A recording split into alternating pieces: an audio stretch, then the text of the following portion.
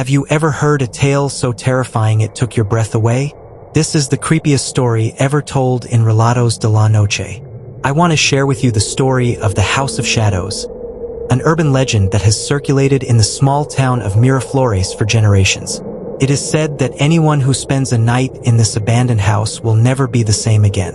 What dark secrets does this place hold? What horrors await those who dare to cross its threshold? Join me on this journey into the heart of one of the most terrifying tales ever told.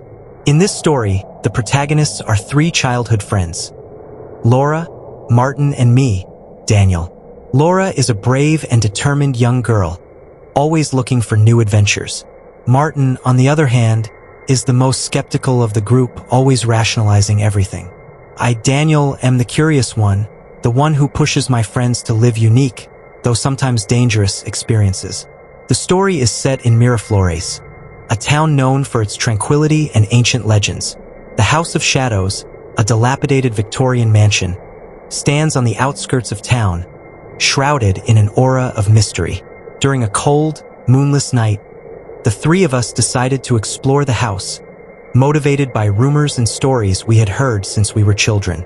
Upon entering the house, we found an environment laden with dust and cobwebs, with furniture covered by sheets and worn walls. However, it is in the basement where we find something truly disturbing: an old diary whose pages are filled with horror stories and warnings about the house. As we read, the events described in the diary begin to materialize around us. It all started with strange sounds, unintelligible whispers that seemed to come from the walls, footsteps echoing upstairs, even though the house should be empty. Lights flickered and shadows moved through the hallways without a clear light source. Laura found a mirror in which dark figures were reflected that were not in the room. Martin tried to remain calm and convince us that everything had a logical explanation, but his arguments weakened with each inexplicable event. Laura, despite her bravery, began to feel fear creeping into her bones. I, however, became increasingly fascinated by the diary and its macabre stories, falling into a kind of trance. We began to notice that time inside the house seemed distorted. What seemed like minutes were hours outside. The temperature dropped drastically and marks began to appear on the walls, as if invisible hands were scratching them. The tension became almost unbearable when we found a sealed room with a strange symbol carved into the door. At the climax of the story, we decided to open the door to the sealed room. Upon doing so, we were greeted by a hellish sight. The room was filled with decomposed bodies, all with expressions of eternal terror. In the center of the room, a dark, humanoid figure stood, emanating an evil presence that paralyzed us. The air became thick and heavy, and we felt an invisible pressure pulling us toward the figure. Laura screamed, but the sound was choked in her throat. Martin, unable to move, felt like his heart was going to burst. I, still holding the diary, was the first to succumb, falling to my knees as the dark figure leaned over me, whispering ancient and terrible words. Just when it seemed all was lost, Laura found a leaf in the journal with a prayer written in an ancient language. In an act of desperation, she began to read it aloud.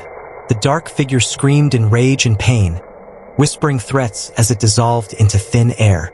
The invisible pressure disappeared and, although exhausted, we managed to escape from the house.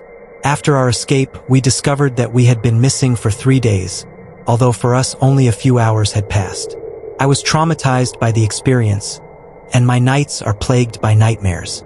Martin, though still skeptical, cannot deny what he experienced, and Laura feels a new understanding of the danger posed by legends she once considered mere stories. The House of Shadows teaches us that some doors should not be opened and that certain stories, no matter how unbelievable they may seem, may have an undercurrent of truth. What secrets and horrors are hidden in the forgotten places of the world?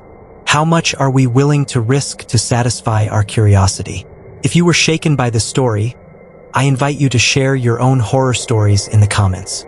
Have you ever encountered the unexplainable? Do you have an experience that has left you breathless?